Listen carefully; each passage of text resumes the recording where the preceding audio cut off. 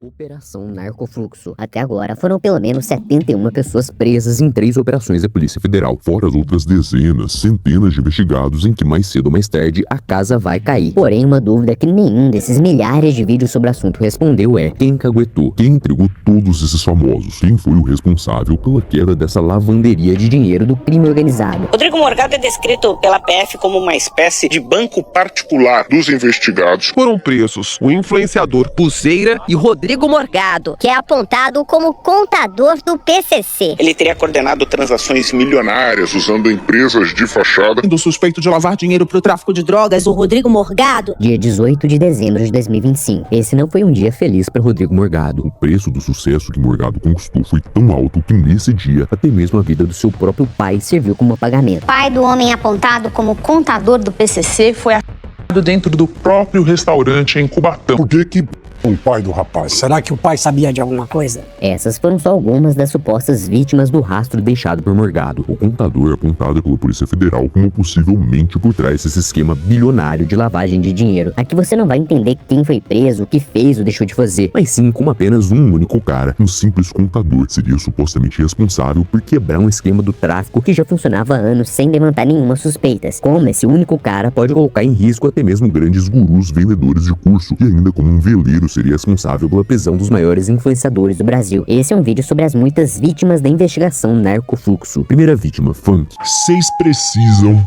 parar de passar pano para funk. Foi preso o funkeiro MC Pose do Rodo. MC Rian é peça central no esquema. O influencer Cris Dias e a esposa dele, Débora Paixão. Rodrigo Oliveira, que é fundador da GR6 Eventos. Se não fosse a Marinha Americana, se não fosse esse veleiro, se não tivesse esse telefone, não estaríamos aqui. E o Rian tava lá livre e solto. Dizem que com 5 ligações você facilmente pode chegar em qualquer pessoa do planeta. Independente de quem seja, sempre vai ter um amigo do amigo que te leva a um amigo de qualquer pessoa. Por mais estranho que isso pareça, esse foi o grande problema de Rodrigo Morgado. Efeito borboleta é o nome de um evento que desencadeia uma série de reações sistêmicas capazes de mudar o rumo do planeta Terra inteiro. No ano de 1918, um soldado britânico chamado Henry Tandey ficou frente a frente com um bigodinho alemão. Por algum motivo, o soldado resolveu poupar a vida do cara e não atirou. Anos depois, essa simples atitude permitiu uma série de eventos catastróficos da humanidade. 105 anos depois, em fevereiro de 2023, houve uma apreensão em alto mar perto da costa africana que desencadeou um dos maiores efeitos borboleta da internet brasileira. Dentro de um veleiro brasileiro, autoridades encontraram 3 toneladas de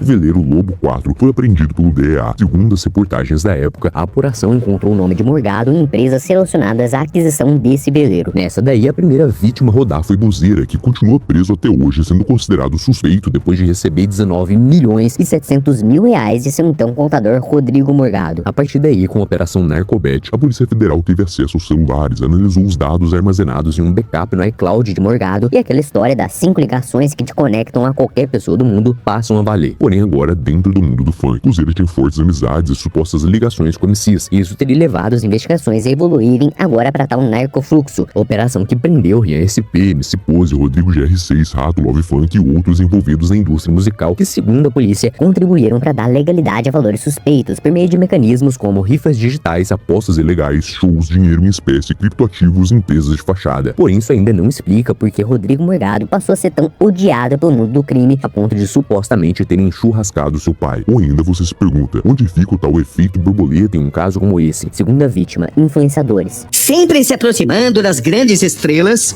para assim construir uma imagem de poder. A Polícia Federal diz que investiga também a Deolane. A PF estima que o grupo tenha girado mais de 260 bilhões de reais. Ele de fato está usando essa relação com celebridades para lavar dinheiro? Segundo o Jus Brasil, nosso país teve 1,47 milhão de presos em 2025. Mas por que especificamente essas prisões de cantores e influenciadores seriam tão desejadas na internet? É só você olhar alguns comentários que você percebe o quanto as pessoas odeiam os suspeitos de participarem desse esquema de Morgado. Então você repara em duas coisas, tráfico e bets. Como essas duas coisas andam lado a lado em qualquer uma das 3 investigações, uma ajudando a outra. O que tem em comum entre elas é que pro esquema funcionar, para as bets girarem dinheiro, é necessário que milhares de pessoas apostem todos os dias. Esse seria o papel dos influenciadores, fazer com que as pessoas apostem, ou pelo menos fazer parecer que tantas pessoas apostaram apostaram. Agora um cara que divulga casas de apostas, rifas quase impossíveis de se ganhar, mesmo que seja tudo legalizado, seu público principal continua sendo o cara da quebrada que enxerga naquela plataforma bugada uma chance de fazer um dinheiro extra. Hoje 52% dos apostadores recebem até 2 salários mínimos por mês. 79% dos apostadores esportivos online pertencem às classes C, D e E. 35% dos brasileiros que fazem apostas online estão endividados. Tudo isso considerando que os valores exorbitantes de R$400 mil